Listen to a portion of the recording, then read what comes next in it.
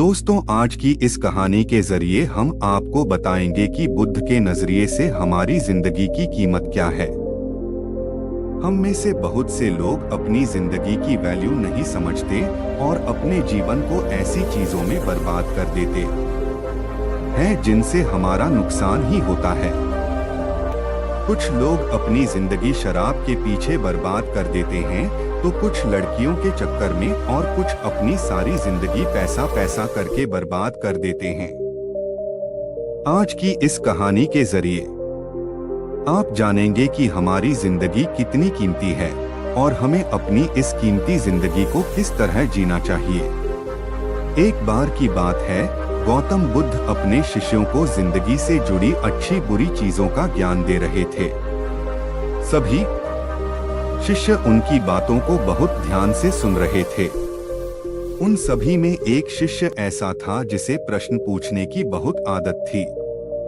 वो उठकर गौतम बुद्ध के पास गया और उनसे बोला, आप हमें जिंदगी के बारे में जो कुछ सिखा रहे हैं उस सब का क्या फायदा, क्योंकि हम में से बहुत से बच्चों को ये भी नहीं पता कि हमारे जीवन का मूल्य क्या है और ये जीवन हमारे लिए कितना कीमती है। पहले आप हमें ये बताइए कि इस जीवन का मूल्य क्या है।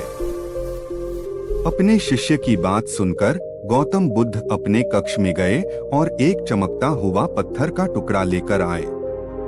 वो टुकड़ा उन्होंने अपने शिष्य को दिया और बोले, मैं तुम्हें इस जीवन का मूल्य तब बताऊंगा जब तुम इस पत्थर का सही मूल्य पता लगाकर आओगे।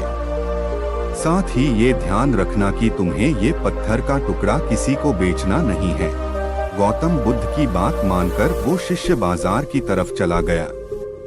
बाजार में सबसे पहले उसकी नजर एक फल बेचने वाले पर पड़ी और उसने वो पत्थर उस फल वाले को दिखाया और बोला, इस पत्थर के बदले आप मुझे कितने फल दे सकते हो। फल वाला बोला, ये पत्थर कुछ खास तो नहीं है, लेकिन फिर भी इसके बदले में तुम्हें 10 केले दे सकता हूँ। वो शिष्य उस पत्थर को लेकर आगे चला गया। फिर उसे एक सब्जी वाला मिला।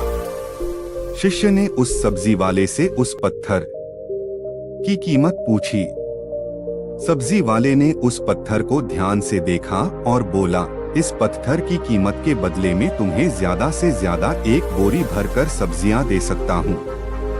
इसके बाद वो शिष्य उस पत्थर को लेकर एक सोने के व्यापारी के पास गया। उस पत्थर की टुकड़े की चमक देखते ही उस सुनार ने उसकी कीमत 100 सोने के सिक्के लगाई। शिष्य ने वो टुकड़ा बेचने से मना किया, तो वो सुनार उसके बदले 200 सोने के सिक्के देने को भी राजी हो गया। लेकिन शिष्य ने वो पत्थर नहीं बेचा। इसके बाद वो शिष्य एक हीरों के व्यापारी के पास गया और उनके सामने उसने वो पत्थर के टुकड़े को रख दिया। उस पत्थर को देखते ही हीरों के व्यापारी ने एक साफ कपड़ा बिछाया, उस पत्थर को उसके ऊपर रखा, फिर उसकी परिक्रमा की और हाथ जोड़कर उस पत्थर को कपड़े में लपेटते हुए वो बोला, तुम जिसे मामूली पत्थर समझकर उसकी कीमत पूछ रहे हो, असल में ये एक बेशकीमती रूबी है। ऐसा रूबी हर किसी को नहीं मिलता।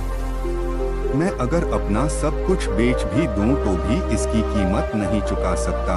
उस व्यापारी की बातें सुनकर वो शिष्य हैरान हो गया। वो दौड़ा दौड़ा सीधा बुद्ध के पास आया और उसने जो कुछ भी बाजार में हुआ वो सब बताया। उसकी अचरज भरी बातें सुनकर गौतम बुद्ध बोले, तुम्हारे सवाल का जवाब इस रूबी की कीमत में ही छिपा है। हमारा जीवन भी एक रूबी है, रूबी की तरह ये भी बेशकीमती है। लेकिन हम इस बात को हमेशा नजरअंदाज करते हैं और अपने जीवन का मूल्य नहीं समझते। हम दूसरों को देखकर और उनके जैसा जीवन जीने की कोशिश में अपने जीवन की कीमत को कम कर देते हैं। हम ये सोचते हैं कि हमारी जिंदगी की कीमत वही है जो दूसरे हमें बताते हैं, लेकिन ये बात हमेशा ध्यान रखना कि सामने वाला अपनी हैसियत, बुद्धि और अपनी समझ के हिसाब से तुम्हारी कीमत लगाता है। जिंदगी सिर्फ एक बार मिलती है, इसलिए इसको बर्बाद ना करें। अपनी जिंदगी को उतना ही कीमती समझें जितना कीमती आप अपने बैंक में रखे रुपयों को समझते हैं। आज के समय में लोग अपनी जिंदगी से ज्यादा कीमती प्यार, पैसों और दिखावे से भरी चीजों को समझते हैं। प्यार के चक्कर में लोग सुसाइड कर लेते हैं। पैसों के चक्कर में ऐसा काम करने लग जाते हैं जिससे उनकी जिंदगी बर्बाद हो जाती है। नाम कमाने के चक्कर में उल्टे सीधे काम करने लग जाते हैं। हमेशा याद रखें कि दिखावा करना जरूरी नहीं है। प्यार दोबारा मिल सकता है, पैसा फिर कमाया जा सकता है, लेकिन जिंदगी को फिर से पाया नहीं जा सकता।